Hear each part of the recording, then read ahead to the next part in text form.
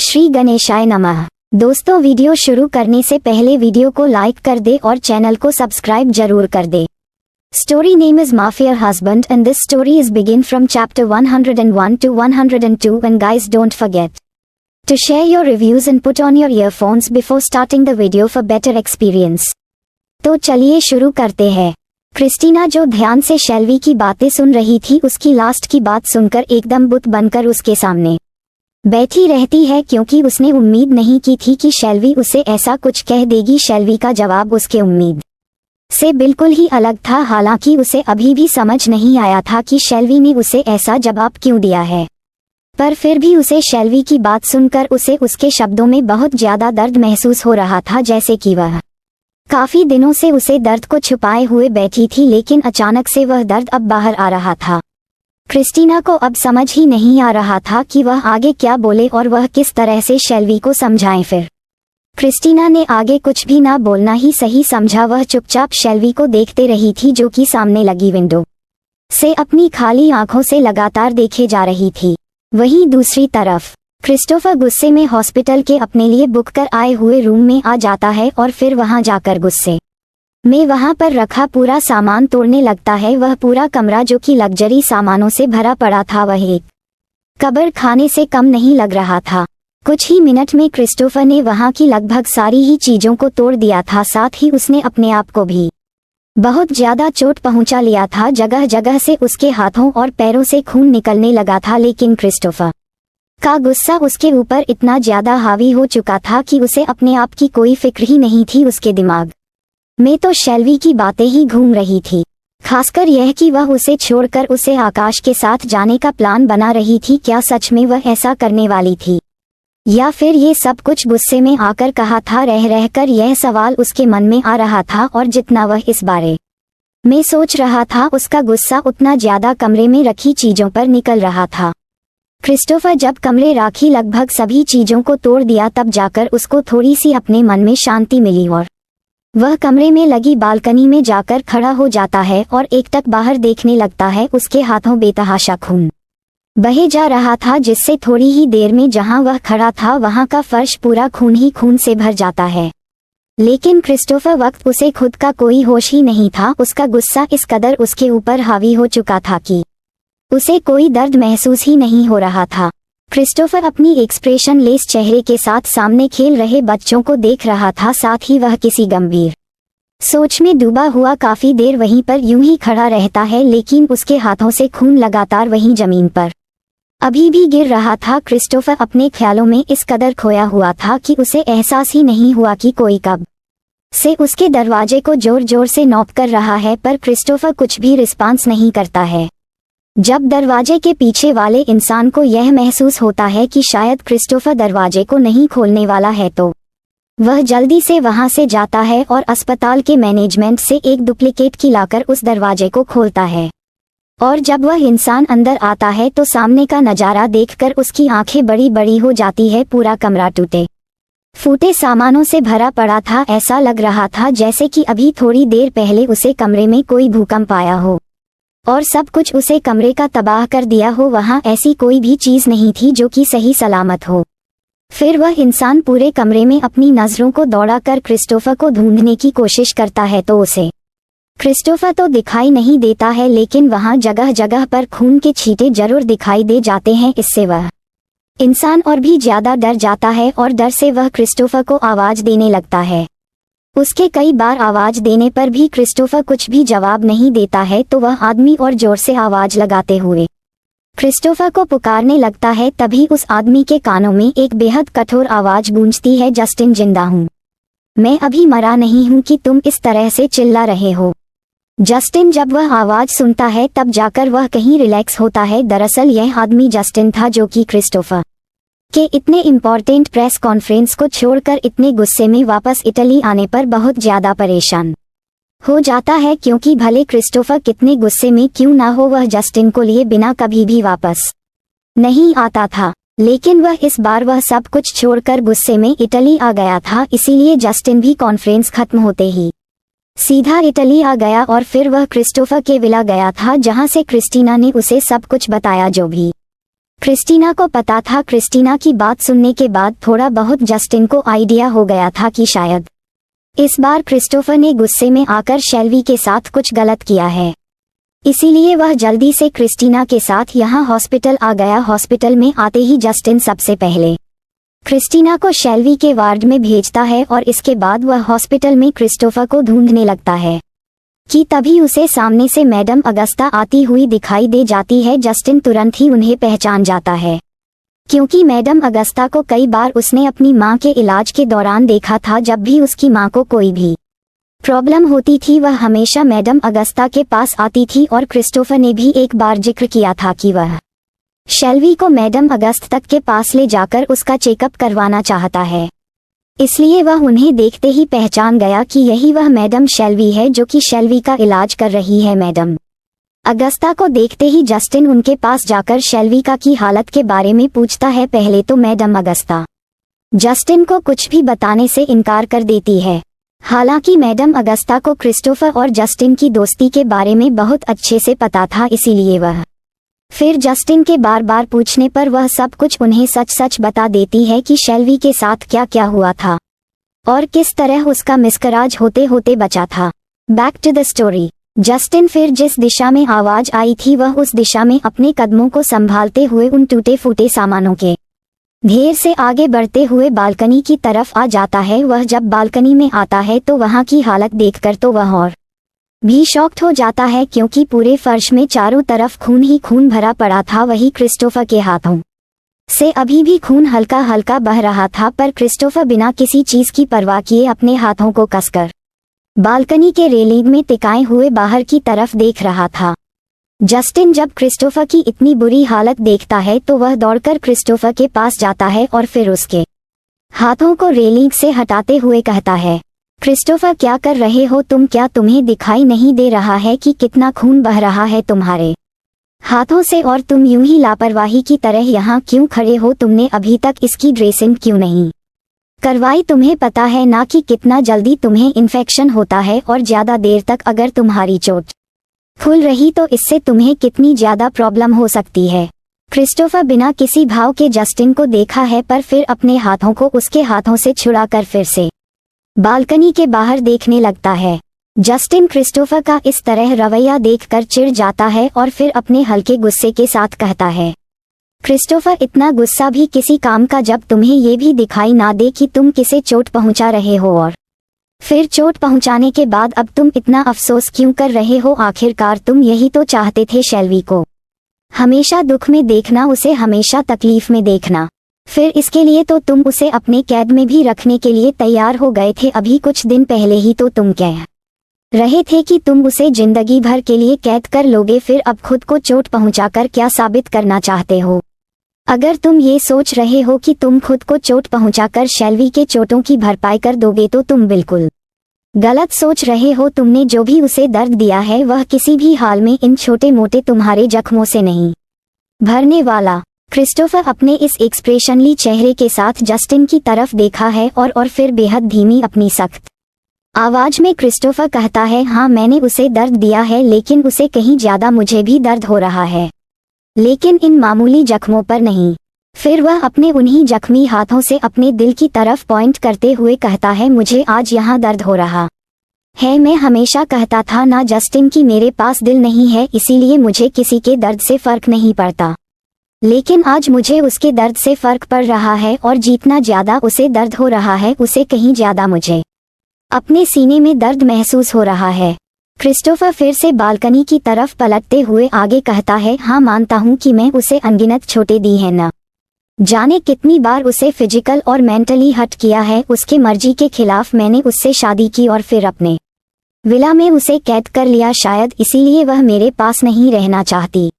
शेल्वी तो उससे जितना हो सकता है उतना दूर चली जाना चाहती है, और अब तो शायद उसके पास एक वजह भी है। ये कहते हुए क्रिस्टोफर का चेहरा तो सख्त था, पर उसकी आंखें पूरी खाली दिखाई दे रही थी। जस्टिन जब क्रिस्टोफर को इस तरह देखाता है तो आज उसे पहली बार क्रिस्टोफर बदला हुआ दिखाई देता है। उसकी आंखों में उसे खालीपन के अलावा कुछ अलग तरह के इमोशंस दिखाई दे रहे थे। उसकी आंखों में जस्टिन को कुछ खोने का डर दिखाई देता है जो कि आज तक उसने कभी भी क्रिस्टोफर की आंखों में नहीं देखा था। उसने क्रिस्टोफर को हमेशा गुस्सैल, अड़ियल, घमंडी और निर्दयी होते हुए ही देखा था, लेकिन आज पहली बार उसने उसके चेहरे पर उदासी भरे एक्सप्रेशन देखे थे और ऐसा लग रहा था जैसे कि क्रिस्टोफर किसी चीज से बहुत ज्यादा हट हुआ है। जस्टिन अभी भी क्रिस्टोफर को बहुत कुछ कहना चाहता था। उसने जब मैडम अगस्ता की बात सुनी थी तो उसे क्रिस्टोफर पर उसे बहुत ज्यादा गुस्सा आया था, इसीलिए वह यहाँ कर क्रिस्टोफर को बहुत कुछ सुनना चाहता था, लेकिन अब क्रिस्टोफर की ऐसी हालत देखकर उसके मुंह से शब्द भी नहीं निकल रहे थे।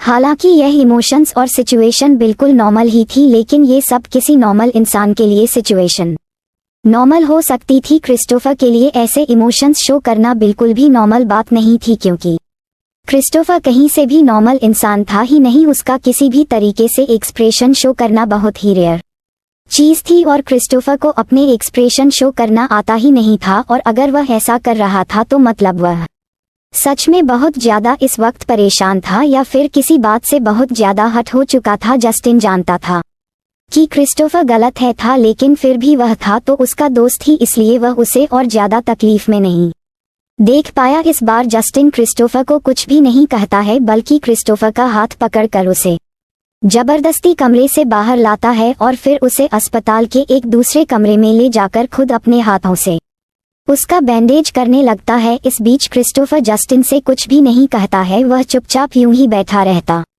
है। जब क्रिस्टोफर की पट्टी हो जाती है, जस्टिन क्रिस्टोफर की तरफ देखते हुए अपने गंभीर शब्दों में कुछ तो क्रिस्टोफर से कहता है। क्रिस्टोफर, तुम हर बार गलती करके अफसोस जताकर या खुद को हट करके शेल्वी को अपने पास नहीं रख सकते हो। तुम जितना ज्यादा ये सब करोगे वह उतना ज्यादा तुमसे दूर होती जाएगी। इतना तो अब तुम भी उसे समझ चुके हो कि वह उन तुम्हारी आम फैन गर्ल के जैसी नहीं है जिसे तुम्हारा पैसा, पावर या फिर सक्सेस चाहिए। उसे सिर्फ उसका बच्चा चाहिए और तुमने इस बार उसके बच्चे को हट किया है, वह इस बार तुम्हें माफ नहीं करेगी।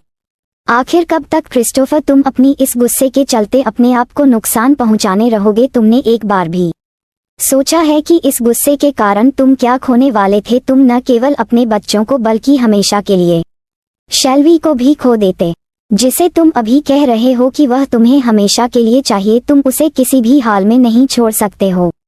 अगर तुम्हारा गुस्सा ऐसा ही रहना क्रिस्टोफर, तुम भूल जाओ कि शेल्वी तुम्हारे पास कभी रहेगी। आज नहीं तो कल तुम कितना भी उसे कैद कर लो, वह तुम्हें छोड़कर चली जाएगी। ये कहते वक्त पूरे टाइम जस्टिन की नज़र क्रिस्टोफर पर ही होती है, जिसका चेहरा पूरी तरीके से एक्सप्रेशन लेस था। उसने अभी तक एक भी एक्सप्रेशन शो नहीं किए थे। उसे देखकर जस्टिन को समझ नहीं आ रहा था कि वह कुछ भी उसकी बात सुन भी रहा है या नहीं, पर फिर भी वह अपनी बात को जारी रखते हुए आगे कहता है, क्रिस्टोफर, आई नो क्रिस्टोफर कि इस वक्त तुम्हें कैसा महसूस हो रहा है जब तुम किसी से बहुत ज्यादा पसंद करो और शिद्दत से चाहो कि वह तुम्हारे पास रहे, लेकिन वह तुम्हें खुद से दूर कर दे, बल्कि वह तुम्हें देखना भी ना चाहे। तो ये फीलिंग बहुत ही बुरी होती है। हमें ऐसा लगता है जैसे कि हमारे पास सब कुछ होने के बावजूद भी कुछ भी नहीं है। ये नाम, शोहरत, पैसा, सब कुछ बेस्ट लगने लगता है। उसे एक्सीडेंट के बाद क्रिस्टीना ने मुझसे बात करना बंद कर दिया, यहाँ तक कि वह मुझसे मिलना भी नहीं चाहती, लेकिन फिर भी मैं उसके पास चला जाता हूँ बस एक बार उसे देखने के लिए। मुझे क्रिस्टीना बार बार रिजेक्ट करती है, मैं फिर भी उसके पास चला जाता हूँ। मुझे पता होता है हर बार कि वह मुझे ना ही रहेगी, लेकिन फिर भी मैं अपने आप को नहीं समझ पाता और अपने दिल के हाथों मजबूर होकर उसके पास चला जाता हूँ, एक उम्मीद लेकर कि शायद इस बार वह मुझे अपना ले। और मैं अभी भी होप नहीं छोड़ी है। हो सकता है कि वह अभी मुझे नहीं अपना रही है, लेकिन मुझे यकीन है कि क्रिस्टीना मुझे एक दिन जरूर अपना आएगी, और यही होप मुझे हमेशा जीने की उम्मीद देती है, और मैं यह उम्मीद अपने आखिरी सांसों तक जिंदा रखूंगा।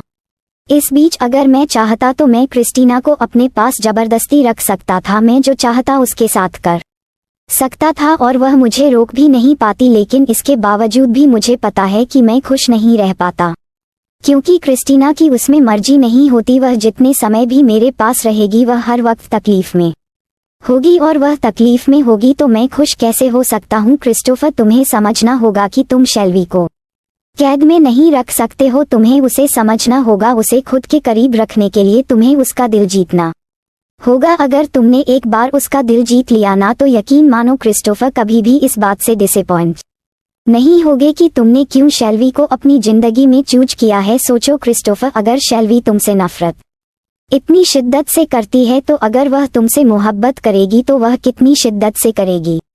बस एक बार अपनी जिद को छोड़कर उसे अपने के बारे में सोचो, ना कि उसे जिंदगी भर कैद करने के बारे में। उसे अपने दिल में जगह देने के बारे में सोचो, ना कि अपनी लग्जरियस पिंजरे में रखने के बारे में। तुमने इतने दिन ये सब करके देख लिया और रिजल्ट भी तुम्हारे सामने है। अब बस एक बार मैं जो कह रहा हूँ वह करके देखो। उसे प्यार से हैंडल करो, ना कि अपने गुस्से से। देखना फिर वह कभी भी तुम्हें छोड़कर नहीं जाएगी, हमेशा तुम्हारे पास रहेगी। क्रिस्टोफर इस पूरे टाइम जस्टिन की बातों को बहुत ही ध्यान से सुन रहा था। हालांकि उसे देखकर ये तो पता नहीं चल रहा था कि उसने कितनी बात समझी है और कितनी नहीं, लेकिन उसने एक बार भी ना तो जस्टिन की बातों को काटने की कोशिश की और ना ही एक बार भी अपने चेहरे पर गुस्से वाला एक्सप्रेशन लेकर आया था। वह पूरे टाइम बस अपने एक्सप्रेशन लेस चेहरे के साथ जस्टिन के शब्दों को सुन रहा था। थोड़ी देर यूं ही वहां बैठे रहने के बाद क्रिस्टोफर जस्टिन को उसके किसी भी बात का जवाब दिए बिना तेज कदमों के साथ उसे रूम से बाहर चला जाता है। पीछे बैठा जस्टिन एक गहरी सांस लेकर बस ना में सर हिला देता है, जैसे कि उसे पहले से ही पता हो कि शायद उसे क्रिस्टोफर का रिएक्शन कुछ ऐसा ही होने वाला था। पर फिर भी इस बात से काफी ज्यादा खुश था कि आज पहली बार क्रिस्टोफर ने उसकी बात को ध्यान से सुनी थी, एक बार भी उसके ऊपर गुस्सा किए बिना। फिर जस्टिन जल्दी से अपने मन में चल रहे विचारों को साइड में रखता है और वह भी तेज कदमों के साथ क्रिस्टोफर के पीछे चल देता है। वहीं क्रिस्टोफर सीधे शेल्वी के रूम में आकर रुकता है, जहां पर क्रिस्टीना और शेल्वी पहले से ही तैयार। क्रिस्टोफर इस बार शेल्वी पर बिल्कुल भी ध्यान नहीं देता है। वह अपनी तेज कदमों के साथ शेल्वी के बेड के पास जाता है और फिर धीरे से उसे अपनी गोद में उठाकर उसे कमरे से बाहर निकलने लगता है। वही सामने से आता जस्टिन जब ये देखाता है कि क्रिस्टोफर ने अपने उन्हें जख्मी हाथों से शेल्वी को अपनी गोद में उठा लिया है, तो वह एक पल को तो रोकना ही वाला था। पर वह जब वह क्रिस्टोफर की तरफ देखा है तो फिर वह कुछ भी नहीं बोलता। वही क्रिस्टोफर एक नज़र जस्टिन की तरफ देखने के बाद शेल्वी को लिए बाहर आ जाता है और उसे सीधे अपनी गाड़ी में बैठा देता है। इस बीच शेल्वी ने बिल्कुल भी रिएक्ट नहीं किया था, जैसे उसे क्रिस्टोफर से फर्क ही ना पड़ रहा हो। उसे क्रिस्टोफर को रोकने की कोशिश भी नहीं की, ना ही उसकी तरफ देखने की कोशिश की, मानो उसके लिए क्रिस्टोफर एग्जिस्ट ही ना कर रहा हो। वही क्रिस्टोफर की पूरी नज़र सिर्फ और सिर्फ शेल्वी पर ही बनी हुई थी और वह डायरेक्टली शेल्वी की तरफ तो नहीं देख रहा था, लेकिन फिर भी अपने तेज निगाहों से शेल्वी पर बराबर नज़र बनाए हुए था। क्रिस्टोफर शेल्वी के एक्सप्रेशन को पढ़ना चाहता था, लेकिन उसे उसके चेहरे पर अपने लिए नफरत के अलावा और कुछ भी दिखाई नहीं देता है। वह इस हद तक उसे नफरत करने लगी थी कि वह उसे अब देखना भी नहीं चाह रही थी, और इसकी वजह भी वह शायद खुद ही था। क्रिस्टोफर ड्राइवर को ऑर्डर देते हुए सीधे विला की तरफ ले जाने के लिए कहता है। पीछे जस्टिन और क्रिस्टीना भी आ जाते हैं, पर तब तक क्रिस्टोफर की गाड़ी वहां से निकल चुकी थी, इसलिए जस्टिन क्रिस्टीना को अपने साथ चलने के लिए कहता है और वह दोनों भी क्रिस्टोफर के विला के लिए निकल जाते हैं। क्रिस्टोफर जब अपने विला पहुंचता है तो उसे सामने ही कनक और ऋषि बैठे हुए दिखाई दे जाते हैं, जहां कनक रो रही थी और सामने बैठा ऋषि उसे चुप करने की कोशिश कर रहा था। जब कनक शेल्वी को क्रिस्टोफर की बाहों में देखती है, वह दौड़ते हुए क्रिस्टोफर के पास आ जाती है और रोते हुए पूछता है, दीदी आपको क्या हुआ? आप दोस्त के गोद में क्या है? क्या आपको चोट लगी है? शेल्वी कनक की तरफ देखते हुए अपने चेहरे पर एक लाइट स्माइल लेकर आती है और फिर अपने धीमे शब्दों में कनक से कहती है, कनक तुम रो क्यों रही हो? मैंने बोला था ना कि तुम्हें रोना नहीं है, तुम तो एक स्ट्रांग गर्ल हो ना। फिर ऐसी बात बात पर स्ट्रांग गर्ल रोटी थोड़ी ना है, और मुझे कुछ भी नहीं हुआ है, बस छोटी सी चोट लग गई है जो कि बहुत जल्द ठीक हो जाएगी। कनक रोते हुए कहती है, पर दीदी आप कल से मुझे नहीं दिखाई दी, आपने कहा था कि आप कंपटीशन में जा रहे हैं, पर आप तो कंपटीशन से वापस लौटकर आए ही नहीं। मैं बहुत ज्यादा घबरा गई थी कि कहीं आप फिर से मुझे पहले की तरह छोड़कर तो नहीं चली गई। शेल्वी को कनक की बात सुनकर उसे पहले की बात याद आती है कि कैसे उसने क्रिस्टोफर की वजह से अपनी बहन को खुद से दूर कर दिया था, और यह याद आते ही उसके आंखों में हल्का पानी आ जाता है। पर फिर जल्दी से अपनी आंखों की नमी को छुपाते हुए कनक की तरफ देखते हुए कहती है, नहीं कनक, अब मैं तुम्हें छोड़कर कहीं भी नहीं जाऊंगी, मैं जहां भी जाऊंगी तुम्हें साथ लेकर जाऊंगी, तो अब रोना बंद करो और जल्दी से एक प्यारी सी स्माइल करो। वही क्रिस्टोफर जब शेल्वी के शब्दों को सुनता है तो वह घूर कर शेल्वी की तरफ देखाता है पर कहता कुछ नहीं। शेल्वी भी महसूस कर पा रही थी कि क्रिस्टोफर उसे ही घूर रहा है, पर वह भी अपने गुस्से और नफरत के चलते क्रिस्टोफर को पूरी तरह से इग्नोर कर देती है। क्रिस्टोफर यूं ही उसे घूरते हुए तेज कदमों के साथ अपने रूम की तरफ ले आता है और उसे बिस्तर पर लेटा देता है, साथ ही उसके अगल बगल कुशन्स को सेट कर देता ताकि शेल्वी ठीक से पीछे टेक लगाकर बैठ सके। क्रिस्टोफर बिना कुछ भी रिएक्ट किए अपने साथ लाई हुई हर्बल मेडिसिन्स को निकलता है और फिर वह शेल्वी के आगे करते हुए कहता है, इन्हें अभी खा लो और फिर कुछ गोलियां को तुम्हें खाना खाने के बाद लेना है, तो सबसे पहले इन्हें ले लो और फिर बाकी बाद मैं दे दूंगा। So don't forget to share your review and comment your best part of an story.